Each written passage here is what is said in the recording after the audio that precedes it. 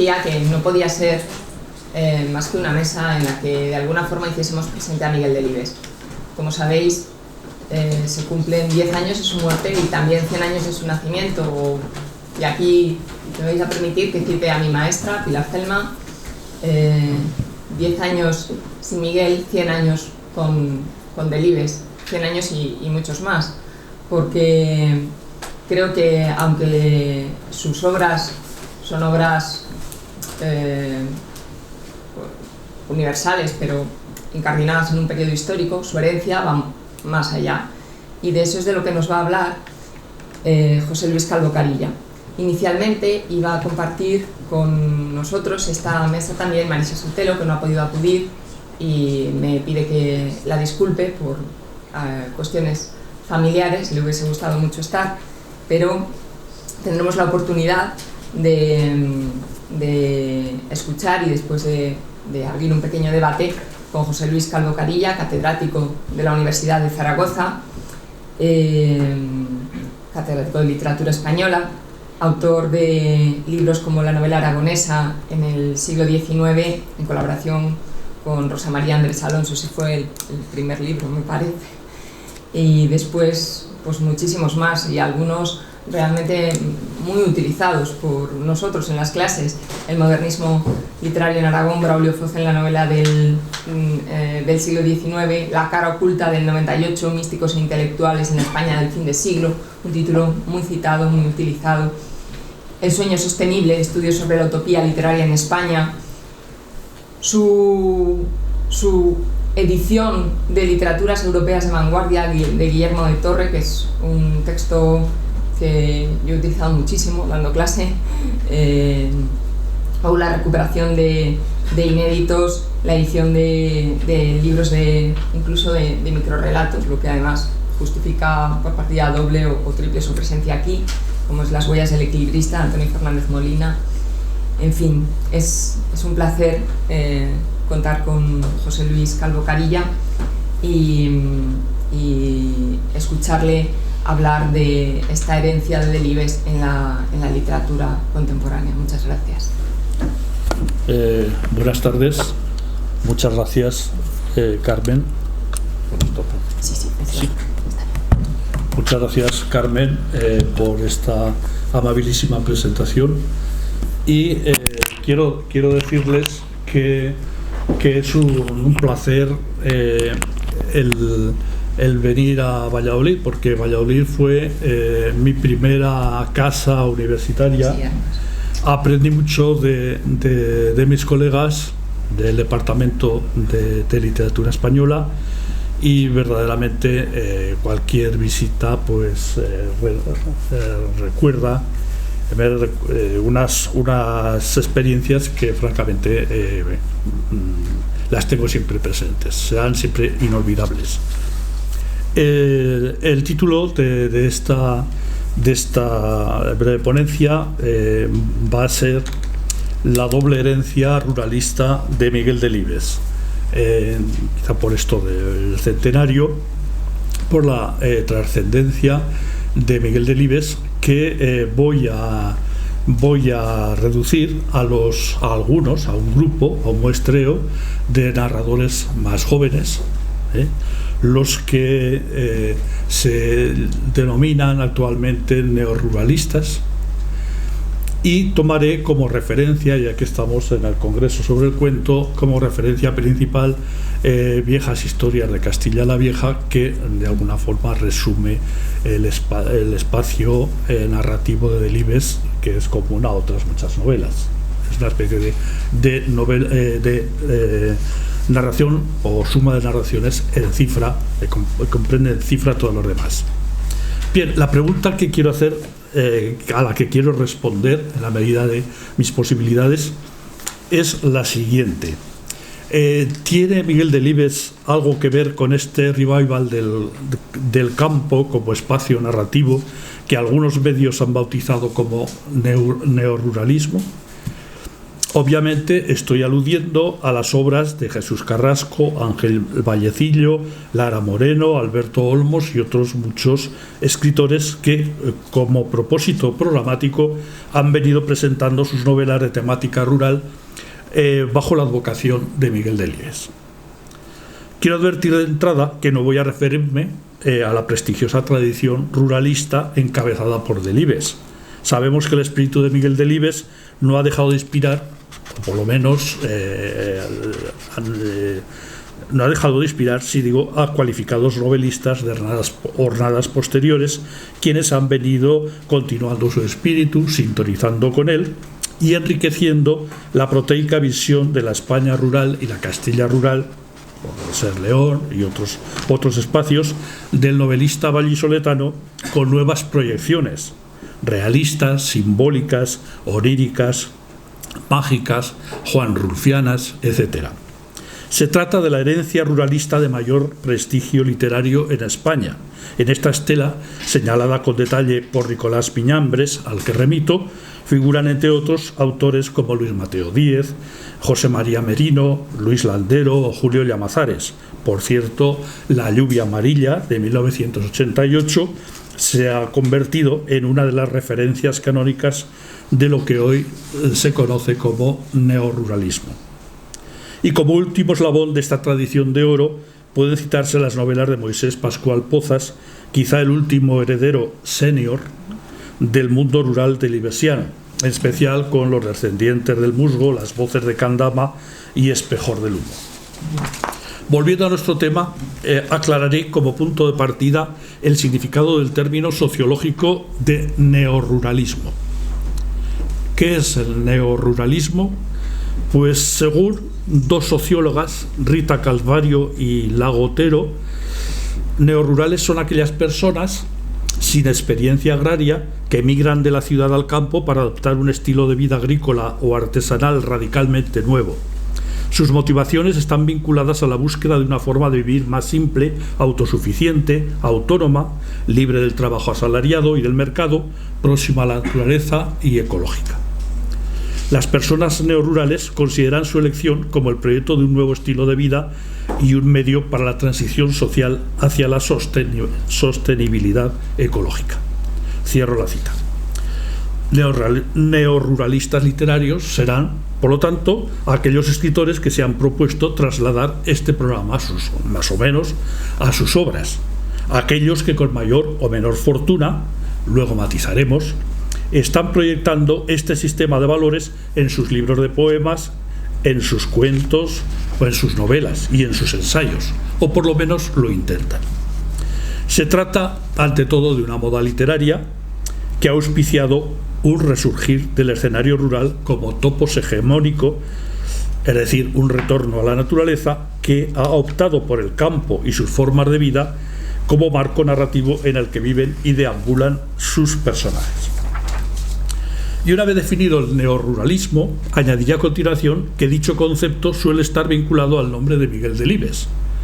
No ha habido en los últimos años sociólogo, geógrafo, ni por supuesto narrador neoruralista que se precie de serlo, que no haya mencionado el nombre de Miguel Delibes como el mentor español más destacado de su propia novela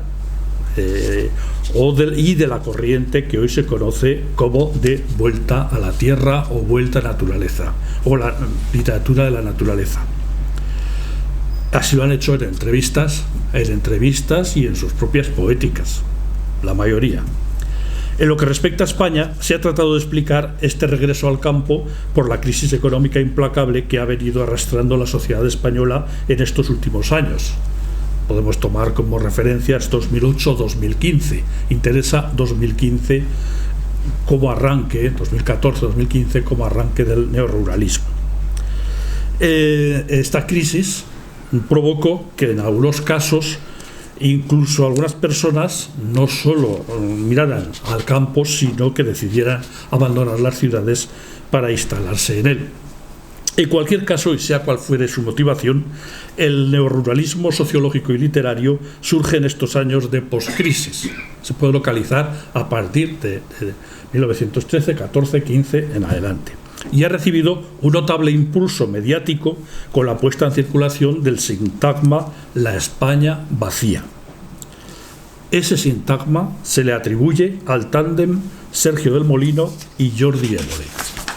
Y en efecto, tanto el éxito del ensayo La España vacía, viaje por un país que nunca fue, de Sergio del Molino, 2016, fíjense la fecha, como el programa de gran audiencia Salvados, dedicado por Évole a la emigración, La Sexta, 28 de octubre de 2017, fecha, han logrado colocar el adjetivo vacía, vaciada en su variante sucedánea de recambio, en un primer plano de la actualidad nacional, hasta tal punto que su efecto dominó en los medios de comunicación ha venido multiplicándose desde entonces de forma sorprendente. Lo tenemos en las noticias de cada día.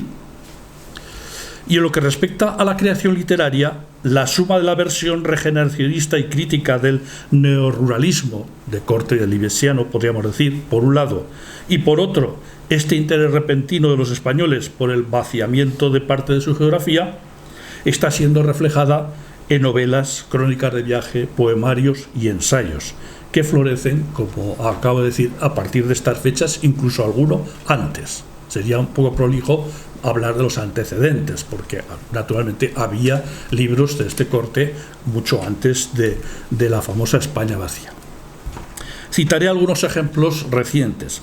En el capítulo de crónicas, pero que también podríamos hablar crónicas, reportaje, novela de viaje, ensayo, todo junto, incluiría Donde la vieja Castilla se acaba, la segunda edición es 2015, la tercera 2018, del soriano Avelino Hernández, El viento de ruido, memoria de un mundo rural, 2017, segunda edición, de Alejandro López Antrada, sobre la comarca cordobesa de Los Pedroches. Palabras mayores, un viaje por la memoria rural de España, 2015, de Emilio Gancedo. Los últimos, Voces de la Laponia Española, 2017, de Paco Cerdá. Este es un viaje al corazón europeo de la despoblación, según él dice, a un no lugar, en un no tiempo, que ocupa parte de 5 autonomías de la España interior. ¿Quién te cerrará los ojos? Historias de arraigo y soledad en la España rural, 2015, con un título muy labordetiano, firmado por Virginia Mendoza, o la ya mencionada La España vacía, de 2016, de Sergio del Molino, que estamos viendo contaba con muchos antecedentes anteriores. Y entre las novelas y cuentos propiamente dichos había que mencionar, entre otros, a Óscar Esquivias, bien estudiado por María Pilar Celma, creo que en este congreso, al menos algunos relatos de la Marca de Creta, creo, esto lo digo, o la novela Los comedores de tierra, 2018, de Ángel Vallecillo, quien, como ha señalado Carmen Morán, llegó a barajar incluso la posibilidad de darle a su ficción el título de Nuevas historias de Castilla la Vieja. Pero no solo se limitó a hacer una continuación, se propuso hacer una continuación, al final lo tituló así, sino que en la novela aparecen muchos homenajes a la obra del gran maestro vallisoletano. O, por ejemplo, Los de Caín, 2018, del zamorano Enrique Llamas, que comienza la novela con una cita de Delibes y termina la novela con un capítulo de agradecimientos, bueno, el capítulo penúltimo, no es exactamente el penúltimo, donde se lee este fervoroso tributo a Delibes, comillas, a Castilla, lo castellano y los castellanos, y a todo lo que escribió Miguel Delibes. Un homenaje total. Bien, hasta aquí los narradores jóvenes, herederos genuinos e indiscutibles del espíritu de Delibes. Estos escritores han asumido en sus novelas al menos 2 dimensiones medulares de la narrativa de Delibes. Por una parte, la espacialidad, y ligada a ella, la visión ruralista del maestro, en pequeños universos rurales homologables a los de Delibes. Claralba del Alcor, Somino, etcétera, etcétera. Somano, me parece que Somano. Y por otra parte, han asumido también la filosofía regeneracionista y crítica que el propio Delibes vertió en sus ensayos. Todo ello, ambos aspectos, ha llevado en fechas recientes a los investigadores franceses Alain Lanquet y Xavier Escudero, pero es de origen español, a considerar viejas historias de Castilla la Vieja y el disputado voto del señor Cayo como los hitos narrativos precursores del neoruralismo en España. Y en concreto atribuyen a Delibes la paternidad del concepto de la España vacía, o si se quiere, vaciada. Más de actualidad, no puedes. Pero dentro de la tendencia narrativa conocida como neoruralista suelen incluirse también versiones de esta vuelta al campo menos fieles al ruralismo de Delibes. Y me voy a ocupar de ellos. Es decir, sí que tienen cosas de Delibes, pero un poquito menos. Ahora bien, son también nietos literarios en parte de Delibes.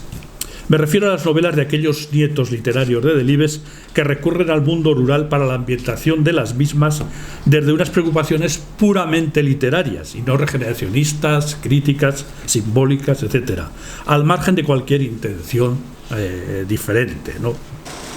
Anotemos en este apartado, que no pretende ser exhaustivo, las novelas Intemperie, se ha mencionado aquí, de Jesús Carrasco, 2013, quizá la más conocida de todas ellas; Alabanza, 2014, de Alberto Olmos, cuyo título es ya en sí mismo todo un programa literario de homenaje al tópico clásico, Menosprecio de corte y Alabanza de aldea, pero claro, es un homenaje para terminar negándolo al final de la novela. Es decir, que el campo huele a sudor, huele a polvo, a malos olores, y que, bueno, que lo dejen, lo que importa en la ciudad, la vida de la ciudad. Por si se va la luz, 2016, de Lara Moreno, quizá es uno de los títulos en los que la estancia en el pueblo ofrece mayor interés y es más reflexiva, porque casi todos tienen el patrón del viaje.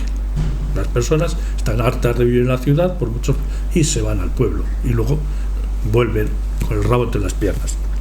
Las ventajas de la vida en el campo, 2018, de Pilar Fraile, unas ventajas que son todo lo contrario. Hay una sucesión de problemas que terminan generando en la heroína y su pareja un miedo invencible y huyen despavoridos del campo. O Los asquerosos, una novela de 2019 de Santiago Lorenzo, que hace una semana o dos fue proclamada como la mejor novela del año 2019 por ABC, creo que en el suplemento cultural. En esta novela el héroe busca refugio después de tener problemas con la policía, etcétera, y no tener trabajo, y que trabajó en MacJob, busca refugio en un pueblo imaginario que quiere ser de la geografía de Delibes. Lo ha bautizado como Zarzauriel, para huir de la vida urbana, que es una sucesión de desganas, de ascos y de trabajos efímeros y mal pagados.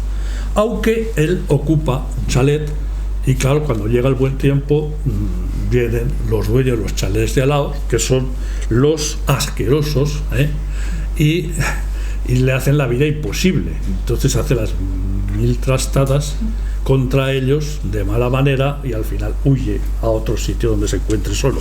Parece que el autor también ha elegido ese camino. A diferencia del primer grupo, del que hemos llamado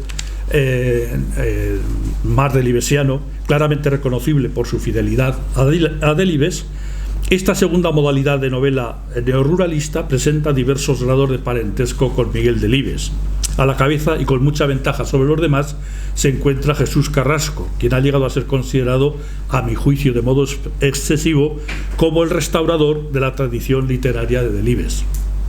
Como tal heredero, fue presentado en la solapa de Intemperie, en las que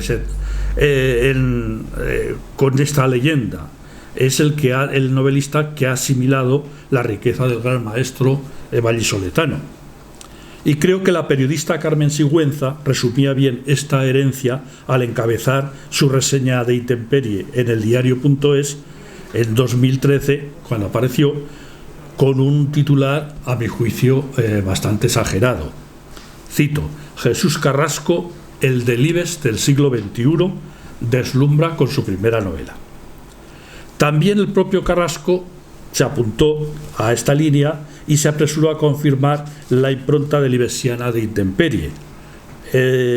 confesaba así en una entrevista: me reconozco en los paisajes de Delibes, la forma en que nos habla de la parcela de tierra que le ha tocado en suerte, Castilla, frente a los paisajes que han sido privilegiados, quizá por la publicidad, el cine o la literatura, y que todo el mundo admite como bellos. Delibes nos ayuda a reconocer la belleza de las llanuras mesetarias, de las riberas o de los pueblos. Luego hay una confesión de su devoción por Delibes. Pero Carrasco no tiene solo una devoción, no se ha adscrito solo a la tradición de Delibes, sino que ha conjugado en intemperie dos tradiciones, y no solo una, como digo. Por un lado, la tradición ruralista de Delibes. Hay un tanto por ciento elevado. Pero sobre todo, ha conjugado la nueva tendencia europea y norteamericana conocida como de retorno a la tierra, que está de moda desde hace ya décadas, y que pues es una tendencia que fue santificada a principios de este siglo por el inglés John Berger en el catequético prólogo y también en el epílogo de su famosa antología de relatos ruralistas Puerca Tierra, y ha sido cultivada por la novela europea y norteamericana de estas últimas décadas. Me estoy refiriendo en concreto a novelistas como el norteamericano Jim Harrison, autor de Regreso a la Tierra, publicada en 1998, pero en España se publicó en 2009 en RBA, por lo tanto entra dentro de este clima de literatura ecológica o de retorno a la naturaleza. En esta novela, Jim Harrison cuenta la inmersión en el pueblo y en la vida rural desde la perspectiva de sus orígenes. Él es hijo de colonos finlandeses y también de una india, de una tribu india. Entonces, desde esa perspectiva, narra la inmersión en la tierra. O, por citar otro ejemplo, el místico de la naturaleza y bestsellerista noruego Lars Mittin, autor del leído manual de artesanía El libro de la madera, una vida en los bosques, 2016, se tradujo en Alfaguara, que es un manual de artesanía, pero claro, allí, al ser los objetos de madera y tal, nos hace vivir el ambiente de los bosques, la naturaleza, y es casi como un libro de iniciación. O también novelas como Los 16 árboles de Som, 2017, Alfaguara. O el italiano Paolo Cognetti, autor de Las 8 montañas, 2018, verdadera apología casi épica de la vida en la naturaleza, al margen de toda civilización. Parece que ella se desprende que uno puede prescindir de cualquier progreso y vivir entre los bosques, entre los cielos, entre las vacas, etcétera, etcétera, llevando una vida natural. Buena prueba de esta moda, propiciada por la editorial Errata Naturae y subsidiariamente por otras, como Pepitas de Calabaza, Caballo de Troya, Alfaguara y muchas que se han apuntado, es, por ejemplo, el absoluto silencio referencial que se ofrece en muchas de estas novelas de este grupo, y singularmente en Intemperie, donde Carrasco, como el Cormac McCarthy de la influyente novela La carretera, se ha rebelado contra la técnica narrativa conocida como infodumping. Infodumping parece traducirse como contra el exceso de información. Entonces, lo que hace el novelista McCarthy y lo que hace Carrasco es negar al lector toda aquella información, espacio-temporal, historia de antes o después, que no sea imprescindible, con lo cual parece que la acción sucede con una campana neumática. Esto es, el niño y el viejo pastor, como el padre y el hijo de la novela de McCarthy, deambulan de aquí para allá como sonámbulos, sin ninguna referencia temporal ni espacial que oriente al lector. No sabemos ni dónde están, ni a dónde van, a qué se dirigen. En principio, lo que los persiguen también es un misterio, quién los persigue, etcétera. Lo que presenta Carrasco en Intemperie no es, pues, esa Castilla concreta de viejas historias de Castilla la Vieja y de otros relatos y novelas de Delibes, ni siquiera la España de posguerra, sino un relato miserabilista, pero atemporal, ambientado en una tierra ignota, que podría estar en cualquier parte. Un locus horribilis y apocalíptico dominado por la crueldad, la violencia y la miseria. De forma parecida, estos otros nietos de Delibes solo usan esta espacialidad de una forma abstracta, como un mero pretexto ambiental para contrastarlo con la vida urbana. De modo que si los relatos de viejas historias de Castilla la Vieja están circunscritos a una topografía concreta, Pozal de la Culebra, Navalejos, Villalube del Pan, Fuentetoba, Malpartida y Molaciegos del Trigo, esa es la topografía de viejas historias, paradójicamente los jóvenes neoruralistas de los que hablo ignoran la realidad del campo español, no les interesa, y por supuesto tampoco les interesa demasiado el espacio geográfico propio de la narrativa de Delibes. Por la misma razón, no existe en estos narradores una visión crítica ni regeneracionista del agro castellano ni de la España interior, aunque sí puede haberla intentado Carrasco en Intemperie, pero con las limitaciones ya señaladas, ya que más que emular una visión regeneracionista o crítica, aunque lo intenta o quiere parecerlo, sus paisajes inhóspitos, desérticos y agresivos sintonizan con lo apocalíptico o podemos llamar posapocalíptico de McCarthy. Estos narradores, otra característica, coinciden con el maestro, ya lo he anticipado, en señalar la oposición entre el campo y la ciudad, aunque con distintos grados, por supuesto, de intención. Recordamos que entre los relatos de viejas historias se encuentra también una de las alabanzas de aldea más encendidas de la literatura española y de proyección más trascendente. Mientras la ciudad, escribe Delibes, por aquello del progreso, es un elemento desintegrador del ser humano, el pueblo representa lo eterno y permanente, una especie de privilegiada reencarnación del individuo en la naturaleza más allá de la muerte. Y se leen al comienzo de Viejas Historias, se lee esta declaración. En las ciudades, bueno, se repite varias veces, en las ciudades se muere uno del todo, en los pueblos no. Y la carne y los huesos de uno se hacen tierra, y si los trigos y las cebadas, los cuervos y las urracas medran y se reproducen, es porque uno les dio su sangre y su calor y nada más. Recuerdo a este respecto que en un congreso de los muchos que he hecho el departamento de la Universidad de Valladolid, el departamento que ahora presides, sobre Miguel Delibes, se invitó a una gran figura, una de las máximas figuras de la crítica literaria, que era Gonzalo Sobejano, y en un momento, creo que era 2003, y en un momento se echó a llorar al hablar de Delibes, porque era muy amigo de Delibes, se echó a llorar.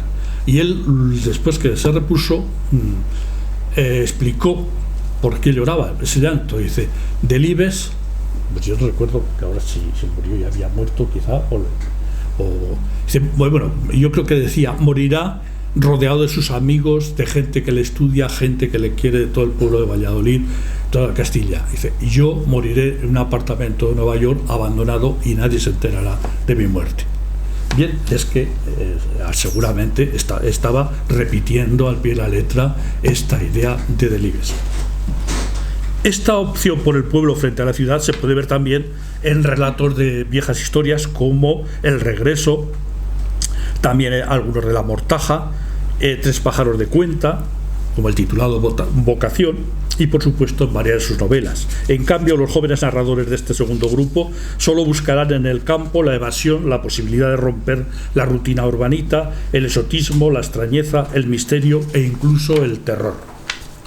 De ahí que la oposición entre la ciudad y el campo resulte en este segundo grupo de neoruralistas jóvenes más bien frívola y maniquea, y que se resuelvan en última instancia, a veces, no se puede generalizar tampoco, pero en muchas ocasiones se resuelve en una oposición entre el bien con mayúscula y el mal con mayúscula. Aunque están excepciones, como la de Lara Moreno, Por si se va la luz, que explican esa afección y aversión a la naturaleza del pueblo como resultado de una respuesta existencialista generacional de la gente joven, de los propios novelistas, en virtud de la cual proyectan una especie de vacío existencial y metafísico que propicia, y la vuelta al pueblo es una especie de regreso a la naturaleza, pero no se sabe para qué, porque seguramente no sabe si van a integrarse o ir de nuevo, si va a ser refugio o va a ser un sitio de desolación y de exterminio. Finalmente, y a diferencia del novelista vallisoletano, estos escritores no muestran demasiado interés por la presencia en sus novelas de una cultura campesina, una cultura como la de Delibes, entendida como atención a las costumbres, tradiciones, modos de sociabilidad, recuperación de términos del castellano ya en desuso, etc. En este punto, estos neoruralistas solo retendrán de Delibes los rasgos más anecdóticos y superficiales de la vida del pueblo. Por ejemplo, los comportamientos extraños, vienen de la ciudad y no entienden los comportamientos, les parecen incomprensibles. Utilizan de Delibes también, pues muchas veces el artículo, el tío tal, nombres sacados del calendario de hace siglos, epítetos costumbristas. Bueno, pero se quedan un poco en la anécdota. Quizá porque esta simplificación sea debida a que echan mano a sus recuerdos infantiles. Alguno lo dice, a sus visitas para el verano a casa de los abuelos, a visitar a los abuelos. Entonces veían las ovejas, ordeñar, tal, y luego cogen lo típico, y lo tópico más bien, y lo trasladan. No olvidemos que algunas de estas primeras novelas, o algunas de estas novelas son óperas primas, es decir, son primeras novelas, y por lo tanto se nutren de unas vivencias a veces bastante en bruto, sin elaborar. En este sentido, hay que reconocer que quien más se ha acercado a Delibes ha sido de nuevo Jesús Carrasco, quien al publicar Intemperie decía haber descubierto en el maestro vallisoletano el don de la palabra justa e insustituible, y añadía: al relatar una historia, Delibes hace que la palabra se mastique y entre en la piel del lector, a veces como un cuchillo, a veces como un bálsamo. Magníficas palabras. Y en muchos casos esa precisión descriptiva, cuando no resulta impostada, que a veces resulta intemperie, puede también apreciarse en la novela.